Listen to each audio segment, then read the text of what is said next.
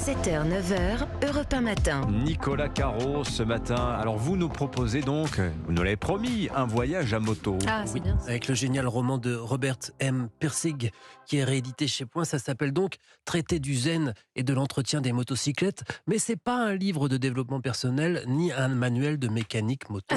C'est un roman. Mais alors il y a une moto sur la couverture, j'ai cru mais voir. Oui, mais on passe notre temps à parler moto et en piloter. Ça commence comme ça d'ailleurs. Il est 8h30. Sans lâcher le guidon de ma bécane, je regarde le cadran de ma montre à mon poignet gauche. Même quand on roule à 90 à l'heure, le vent est chaud et humide. Cette chaleur, cette moiteur si tôt le matin, ça n'annonce rien de bon pour l'après-midi. Et voilà. Et en fait, c'est pas du tout un gang de motards non plus. C'est l'histoire d'un père et de son jeune fils à deux sur la moto. Il y a d'autres gens aussi qui gravitent autour de temps en temps. Et on roule. Et le père raconte ce qu'il voit, ce qu'il ressent. Il parle aussi de son passé avec son alter ego Phèdre, qui est une version terrible de lui-même avec des troubles mentaux qui auraient pu le faire basculer dans la folie. Phèdre. Ouais, ils sont partis du nord, du Minnesota, et ils vont jusqu'en Californie. Donc, c'est une rédemption, ce chemin qu'ils arpentent. Un peu, oui. Comme prétexte aussi. Tout ce qui défile, même l'ennui, est une occasion de parler de ci ou de ça.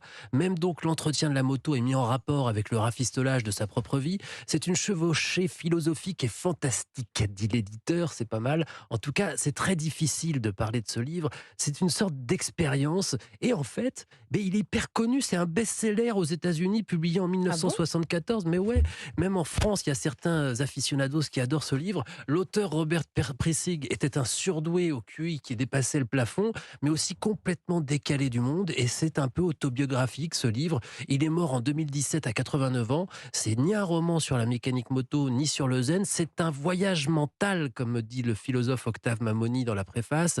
Un voyage mental depuis une folie ordinaire et sans grandeur jusqu'à une paix de l'âme.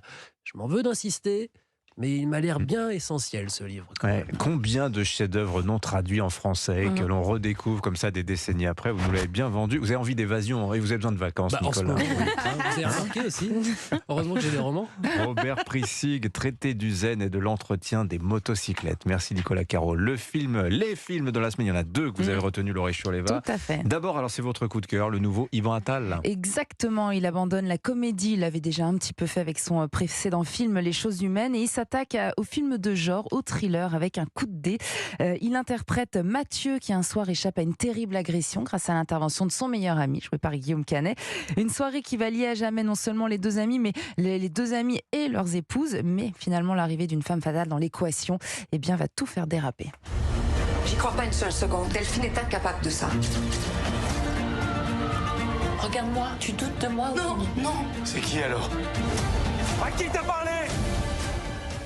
Alors je vais pas trop en dire pour laisser le suspense intact. En tout cas, c'est un film sur le mensonge, sur la trahison, sur la lâcheté aussi, sur les rapports d'amitié qui peuvent s'inverser ou qui peuvent s'avérer être malsains. Tout le monde joue très bien, c'est très juste. C'est vraiment un thriller cynique, noir, psychologique, mais à la fois aussi lumineux avec Maïwenn et Marie-Josée Croze qui sont formidables au casting. Un coup de dé, donc de par et avec Yvan Attal. Oui, et d'ailleurs, on en saura peut-être un peu plus sur le film samedi en écoutant Clap de 19h à 20h sur Europe 1, puisque Laurie, vous recevez Marie-Josée Croze. Oui, qui joue la femme d'Yvan. Autre film à voir cette semaine que vous nous conseillez, Laurie Choleva, c'est une sortie assez audacieuse. Oui, puisque c'est un premier long métrage de Noé Debré qui a été réalisé avant les événements tragiques du 7 octobre. Et Problemos, Noé Debré. Oui, 2017. exactement. Excellent Problemos. Ouais, Qui racontait l'histoire de deux hippies après une pandémie. Exact, 3 ans avant le Covid. Avec Éric Judor, c'était très drôle.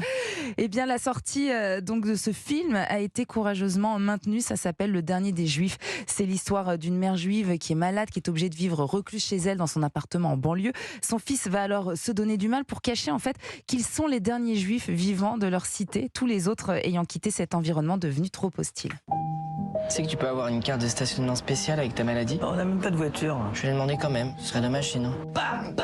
J'aime pas trop les juifs de base, mais toi je t'aime bien toi. Toi aussi, il faut que tu partes. En tout cas, moi j'ai pas peur. Donc toi aussi, c'est pas la peine d'avoir peur. Avec la formidable Agnès Jaoui qui va recevoir un César d'honneur à la prochaine cérémonie le 23 février. Vous l'avez compris, les questions d'antisémitisme, de banlieue, le réalisateur n'élude aucune question dérangeante et surtout il évite tous les clichés en prenant vraiment le parti pris de l'humour. C'est un film courageux. Agnès Jaoui, elle est exceptionnelle, ça on le sait, mais surtout c'est la révélation de ce jeune acteur Michael Zindel qui est bouleversant, qui amène beaucoup de singularité et de poésie et de tendresse aussi à ce film. Voilà, le dernier des Juifs, signé donc Noé Debré. Il a le flair, disons, ce jeune c'est vrai. réalisateur. Jeune, je ne sais pas s'il est Sur jeune, la Noé Debré. société. Non, quel âge a-t-il? Pas tant que ça. Hein. Ouais. Il était scénariste notamment des films de Thomas Bidguin aussi. Eh ben, disons, Voilà. voilà. Agnès Jaoui qui sera César d'honneur Oui, cette année. Le 23 février. Mais elle l'a dit, si vous suiviez, Ah, Anissa d'accord, Jadine. Mais elle s'est levée tôt, elle dit ça là. Pour... T'as Merci réveillé beaucoup. encore. Merci beaucoup, les amis. Allez, à demain. Dans un instant, l'édito politique arrive avec Vincent Trémollet de Villers.